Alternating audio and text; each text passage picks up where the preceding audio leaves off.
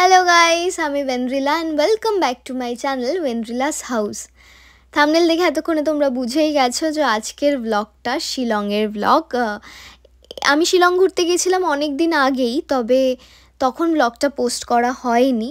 আসলে সত্যি বলতে আমি সাহস পাইনি। তারপর যখন দেখলাম যে বেনারসের ব্লগটাকে তোমরা সবাই এত ভালোবাসা দিয়েছো, তখন সাহস পেলাম। বলতে পারো আমার মোটিভেশন তোমরাই। তো দেখতেই পাচ্ছ যে আমরা অলমোস্ট পৌঁছে গিয়েছি গুয়াহাটি এয়ারপোর্টে। আমাদের প্লেন এবার ল্যান্ড করে গেল, গুয়াহাটির মাটি ছুঁয়ে ফেললো। চলে এলাম একটা ভিন্ন রাজ্যে। গুয়াহাটি যদিও আমার প্রথমবার নয়, গুয়াহাটি আমি আগেও গিয়েছি, তবে শিলং আমি প্রথমবার ঘুরতে গিয়েছিলাম। তো আমরা প্রথমেই এবার চলে যাচ্ছি ডউকি লেকের উদ্দেশ্যে। যদিও গুয়াহাটি থেকে ডউকি কিন্তু অনেকটাই দূরে, মানে প্রায় 8 ঘন্টার রাস্তা, কিন্তু আমরা যেহেতু দুদিনের জন্য গিয়েছিলাম এবং শিলং যাব আর ডউকি লেকে গিয়ে নৌকা চড়বো না, এইটা তো হতেই পারে না। তাই আমাদের বাকেট লিস্টে সবার প্রথমে ছিল হচ্ছে ডউকি লেক যেতেই হবে।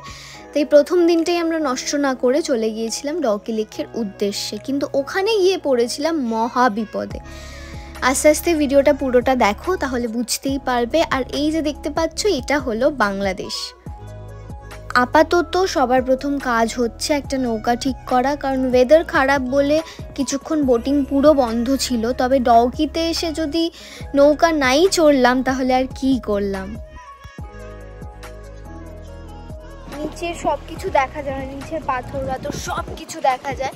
তো এখনও আমরা ওই জায়গাটায় গিয়ে পৌঁছোইনি, তো ওখানে যাই, তারপর তোমাদের সাথে শেয়ার করছি যে সত্যি এরকমটা কিনা, কারণ আমি খুব এক্সাইটেড ছিলাম এটা দেখার জন্য। তো দেখি যদি আমি দেখতে পাই তাহলে তোমাদের সাথেও নিশ্চয়ই শেয়ার করব।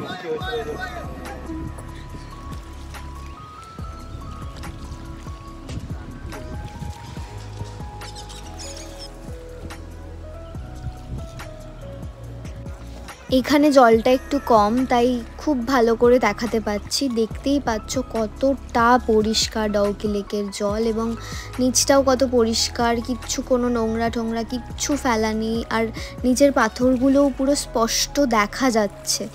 এত ক্লিয়ার কোনো লেক আমি প্রথমবার দেখলাম, আর আমার ভীষণ মজা লাগছিল। দেখে মনে হচ্ছে হয়তো জলটা কম, কিন্তু জল মোটেই কম ছিল না, বেশ অনেকটাই জল ছিল। তবে এই দিকটায় তুলনামূলক সত্যিই কম।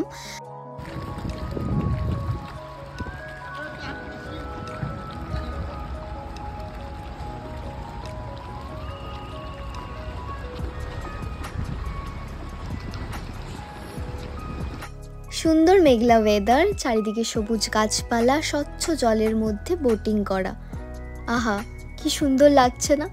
এই যেন স্বর্গীয় অনুভূতি, সত্যি তাই। তবে এই মেঘলা ওয়েদারটার জন্য একটু কিন্তু বিপদেও পড়েছিলাম। আসলে গুয়াহাটি থেকে ডউকি যাওয়ার রাস্তাটা এমনিই একটু খারাপ, তার ওপর আবার বৃষ্টি, আর পাহাড়ে বৃষ্টি মানে কত ধরনের সমস্যার সম্মুখীন হতে হয় তোমরা নিশ্চয়ই সবাই জানো। তো সেই ভয়টা কিন্তু আমাদের মধ্যে ক্রমাগত চলছিল যে যদি কোনোভাবে ধস নেমে যায় বা কিছু হয় তাহলে কি হবে। আর তাছাড়াও আমরা গিয়েছিলাম যেহেতু দুদিনের জন্য, সুতরাং একদিনও সময় নষ্ট করার মতো সময় আমাদের কাছে ছিল না। আর সব থেকে বেশি চিন্তা হচ্ছিল এটা নিয়ে যে আদতেও বোটিং করার পারমিশন আমরা পাবো কি না, কারণ যদি বৃষ্টি নেমে যায় তখন কিন্তু ওরা একটা বোটও নিয়ে যেতে আমাদের রাজি হতো না। তো সেই একটা চিন্তা ছিল। তবে যাই হোক, মেঘলা হয়েছিল, তখন বৃষ্টি হয়নি, তবে বৃষ্টিও হয়েছে, আমরা সেই অনুভূতিটাও পেয়েছি। আমরা যখন ওই পার থেকে ফিরছিলাম তখন ঝমঝমিয়ে বৃষ্টি শুরু হয়েছিল, মানে অলমোস্ট আমরা ভিজে যাব। তাই পাশে কিছু দোকান ছিল, সেখানে আমরা তাড়াহুড়ো করে ঢুকে গিয়েছিলাম যাতে ভিজে না যাই। আর সেখানে গিয়ে দেখলাম সোনায় সোহাগা, মানে পাহাড়ে ম্যাগি কে না ভালোবাসে। ওখানে গিয়ে দেখলাম যে ওনারা ম্যাগি বানাচ্ছেন, তো সঙ্গে সঙ্গে ম্যাগি অর্ডার করে দিলাম, কারণ যেহেতু 8 ঘন্টা 8.5 ঘন্টা টানা ট্রাভেল করেছি কোথাও না দাঁড়িয়ে, তাই কিছু খাওয়াও হয়নি, মানে ব্রেকফাস্টও করিনি। সকালবেলা ফ্লাইটে একটা স্যান্ডউইচ দিয়েছিল, ওটাই যা খেয়েছি। তো প্রচণ্ড খিদে পেয়ে গেছিলো, কিন্তু ডউকি আসা আর এই বৃষ্টি সব মিলিয়ে মাথা দিয়েই বেরিয়ে গেছিলো যে সারাদিন খাইনি। তো ওখানে ম্যাগিটা দেখে যেন খিদেটা ডাবল হয়ে গেছিলো। তো কোনো মতে ম্যাগিটা শেষও করতে পারিনি। আর যিনি আমাদের নৌকা চালক ছিলেন তিনি বললেন যে তাড়াতাড়ি চলে এসো, না হলে কিন্তু বৃষ্টি শুরু হয়ে গেলে আর ফেরা যাবে না, কারণ বৃষ্টিটা তখন থেমে গিয়েছিল। আচ্ছা, পাহাড়ে ঘুরতে গিয়ে সুন্দর অভিজ্ঞতার বদলে ভয়ানক কোনো অভিজ্ঞতা হয়েছে কারোর কখনো? যদি হয়ে থাকে আমাকে অবশ্যই কমেন্ট করে জানিও, কারণ আমার কিন্তু এরকম একটা অভিজ্ঞতা রয়েছে। আমার জীবনে প্রথমবার পাহাড় যাওয়া, মানে আমি জীবনে প্রথমবার দার্জিলিং দেখি পাহাড়, তো সেই প্রথমবার পাহাড় দেখতে গিয়ে আমার একটা ভয়ানক অভিজ্ঞতা হয়েছিল। আজকের ভিডিওতে আর সেটা শেয়ার করব না, তবে পরে কোনো একটা ভিডিওতে নিশ্চয়ই সেই কথাগুলো তোমাদের সঙ্গে শেয়ার করব। আর এই যে বাদিকে দোকানগুলো দেখতে পাচ্ছ, এই দোকানগুলোতেই কিন্তু বৃষ্টির সময় আমরা গিয়েছিলাম আর খুব সুন্দর ম্যাগি খেয়েছি। তোমরা কেউ যদি ডউকি আসো তাহলে অবশ্যই এখানকার ম্যাগি একবার ট্রাই করে দেখো। ম্যাগি যদিও সব জায়গাতেই সেম, তবে এখানের ম্যাগিটা জানি না খিদের পেট বলে কি না, আমার কিন্তু একটু আলাদাই লেগেছিল আর খুব ভালো লেগেছিল। যদিও পাহাড়ে ঘুরতে গিয়ে মোমো, ম্যাগি, ভুট্টা আর থামস আপ, এই 4টে জিনিস হচ্ছে আমার ভীষণ প্রিয়। আর এবার দেখতেই পাচ্ছ যে যেই দিক থেকে জলের স্রোতটা আসছিল, মানে কত জোরে স্রোতটা আসছিল তোমরা ভাবতে পারবে না। আর যা ঠান্ডা ছিল জল, মানে বৃষ্টি হয়েছে, জল তো ঠান্ডা হবেই। তো ওখান থেকে ফিরে এবার আমরা যাচ্ছি, মানে যেদিক থেকে এসছিলাম সেই দিকে যাচ্ছি। আর আসার পথেই বলেছিলাম যে ওই দিকটা বাংলাদেশ, এবার তোমাদেরকে দেখাবো। আর বাংলাদেশ থেকে যারা যারা আমার ভিডিও দেখো, আমাকে ভালোবাসো, আমার কাজ দেখো, কমেন্ট করো, তাদের সবাইকে অসংখ্য ধন্যবাদ। সব সময় এরকম আমার পাশে থাকার জন্য, সব সময় আশীর্বাদ করার জন্য, ভালোবাসার জন্য। আর যারা যারা বলো যে দিদি প্লিজ বাংলাদেশ আসো, একবার বাংলাদেশ ঘুরে যাও, তাদেরকে বলি দেখো তোমাদের কিন্তু একদম পাশ থেকে আমি ঘুরে এসেছি।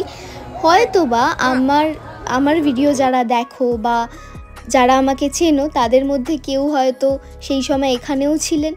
আর এই যে পিছনে যে ক্রাউডটা দেখতে পাচ্ছ, ওটা কিন্তু পুরো বাংলাদেশের ক্রাউড। আমরা ইন্ডিয়ান, ওরা বাংলাদেশি। তো একটা অদ্ভুত ব্যাপার হচ্ছে যে বর্ডারে আছি, কিন্তু ওই কাটা তার বর্ডার আমরা যেরকম ভেবে থাকি সেরকম কিন্তু একেবারেই নয়।